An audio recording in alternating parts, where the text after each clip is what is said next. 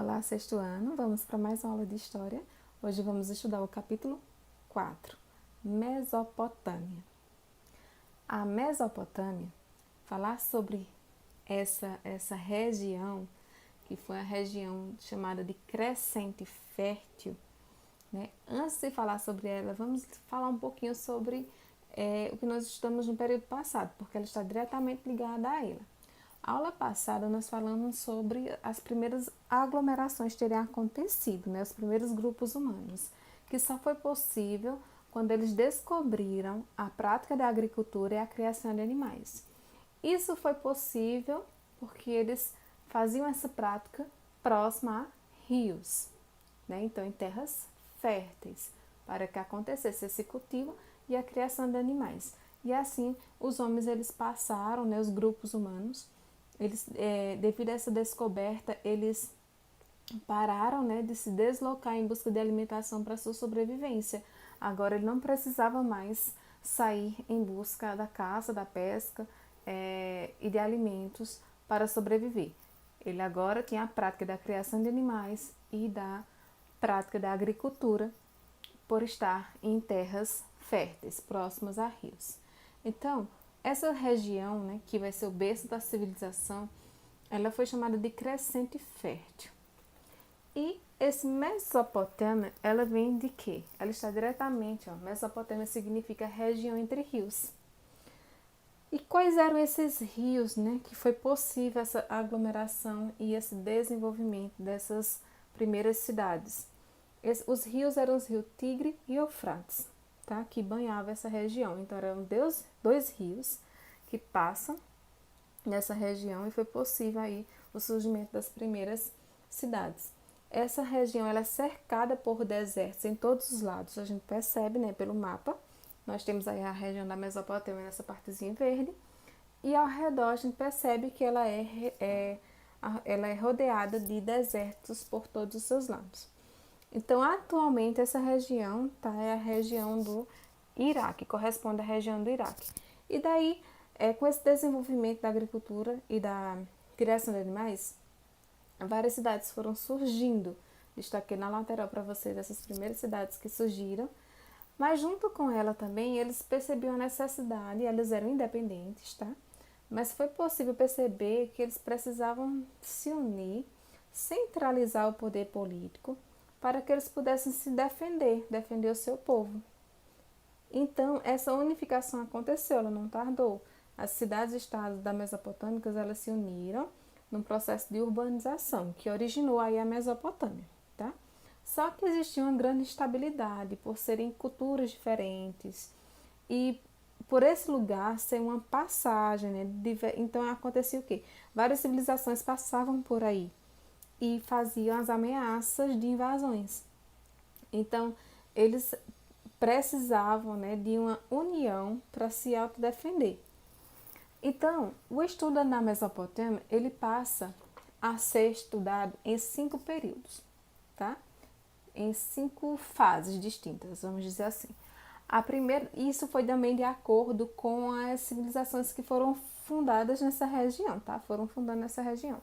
Então, a primeira delas nós temos os Sumérios, que foi por volta de 5.000 anos antes de Cristo.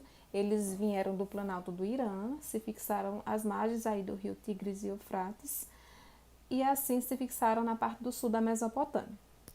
Esse povo ele buscou construir suas cidades em locais montanhosos, onde ele pudesse fazer o quê? Aproveitar as áreas altas para se defender, né, para dificultar a chegada dos povos invasores, e nas áreas baixas, né, que era próximo aos rios, eles iam desenvolver suas atividades econômicas, sua atividade agrícola, tanto para a subsistência como para o comércio, porque eles tinham a troca do excedente, né, produtos domésticos por outros que não eram cultivados.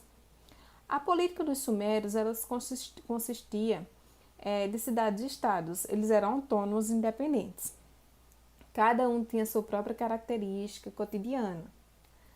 Só que eles perceberam a necessidade de se unirem e aí eles conseguiram se organizar, estabelecendo um líder político que era escolhido pela própria cidades-estados, como se fosse uma confederação. Esse líder, ele exercia o poder político e religioso, tá? Ele era chamado de patese, era uma espécie de rei e sacerdote também. Ele tinha um poder absoluto, inclusive sobre a economia, de determinar as construções de obras públicas, os canais de irrigação, o que fosse necessário para o desenvolvimento do seu povo. A maioria das sociedades da antiguidade, assim como a maioria, né, os sumérios eles também eram politeístas, ou seja, a crença em vários deuses, e esses deuses eles estavam relacionados com os fenômenos da natureza. Tá? Então, cada cidade-estado da Suméria ela possuía seu próprio deus. Um outro aspecto muito importante dessa civilização foi a criação de uma escrita baseada em símbolos, que depois começou com desenhos e depois foram evoluindo e já em fases de pictografias.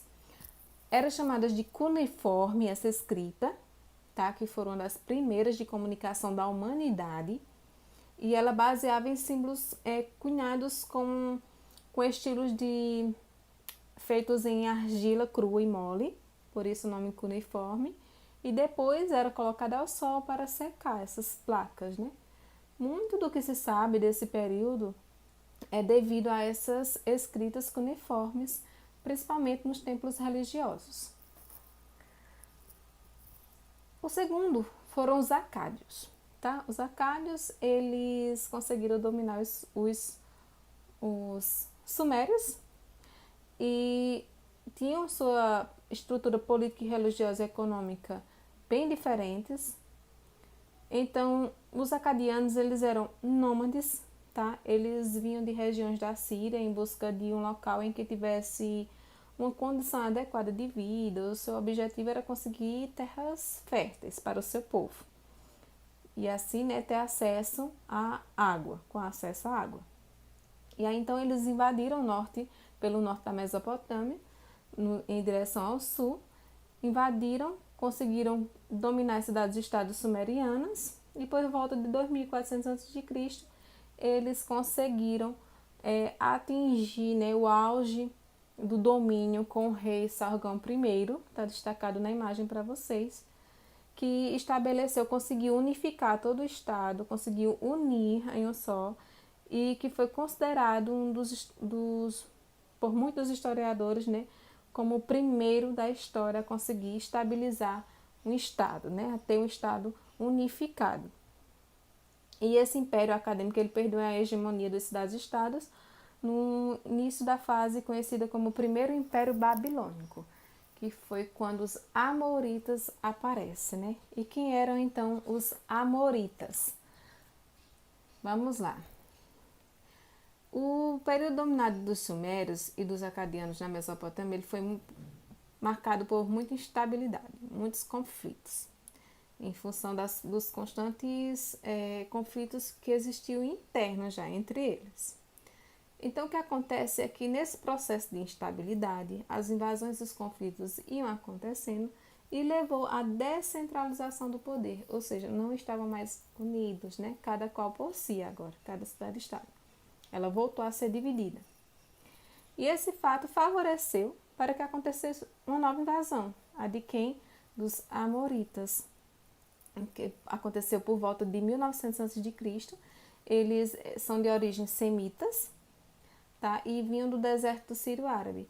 Fundaram a cidade da Babilônia, próxima à atual cidade de Bagdá, no Iraque. Então, durante quase 200 anos, os amoritas eles passaram a ser chamados de babilônios. Viviam grandes instabilidades internas de disputa. E essa situação foi o que fez chegar ao poder com o sexto rei da primeira dinastia da Mesopotâmia, o rei Hammurabi, que se destacou muito na história, onde em 1728 a.C.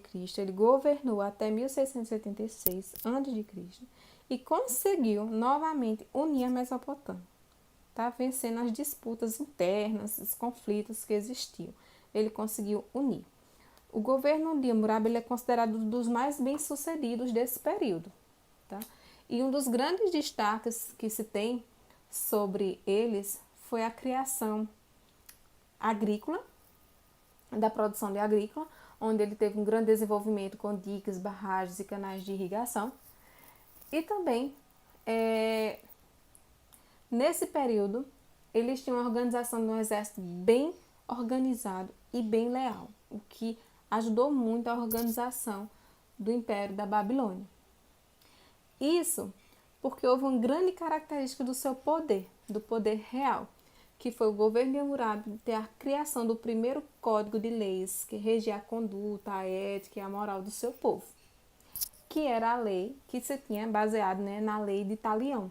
A lei de Talião dizia olho por olho, dente por dente. Essa lei, esse conjunto de leis, ele ficou conhecido como Código de Hammurabi, tá? Onde existia um conjunto de leis, de condutas éticas e moral do seu povo. Era o Código de Hammurabi. Ela consistia na aplicação de penas das mais intensas com relação a diversos tipos de crimes, tá? E aí tem alguns exemplos no livro didático de vocês, como por exemplo, se alguém roubasse, teria suas mãos cortadas. Se um arquiteto construísse uma casa e porventura ela viesse a cair e o dono morresse, o arquiteto também seria condenado à morte. Então era baseado nessa lei de Talião, olho por olho, dente por dente. Durante o governo de Hammurabi houve uma grande instabilidade. Porém, com sua morte, né, voltou a ter conflitos internos e novamente as cidades, estados, elas começaram a ser invadidas por outros povos e um deles foi os assírios. Os assírios há muito tempo já viviam às margens do rio Tigre. Com o enfraquecimento da Babilônia, né, com a morte de Hammurabi, eles conseguiram, né, invadir as cidades-estados que ficaram autônomos, né, que ficaram cheios de conflitos entre si e facilitaram para que os assírios tivessem controle sobre essa região e fundaram seu império no ano de 1300 a.C. Os fatos marcantes dos assírios era que eles eram ótimos caçadores e também isso facilitou na fabricação de armas para o seu povo, tá? Então, eles conseguiram ter um poder militar sido bem fortalecido. E o primeiro exército da história, treinado e estruturado para guerras, com arqueiros, lanceiros e carros de guerras, foram dos assírios.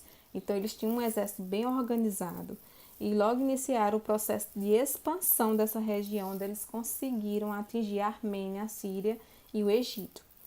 A conduta política dos assírios era muito temida, porque eles eram conhecidos como os impiedosos, tá?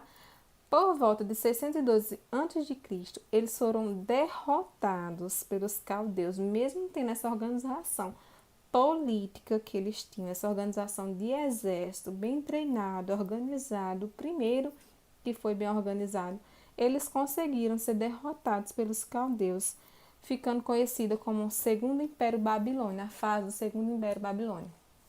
E como eles conseguiram, né, ser derrotados? Os caldeus eles foram estudando e aprendendo as técnicas de guerras. Vamos para os caldeus. E foram aprendendo as técnicas de guerras dos assírios.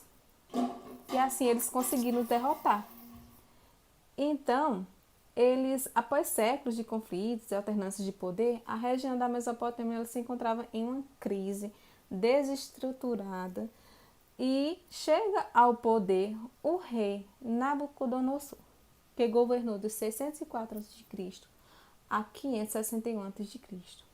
e fez uma nova estabilidade, ou seja, uma organização, uma reconstrução da Babilônia.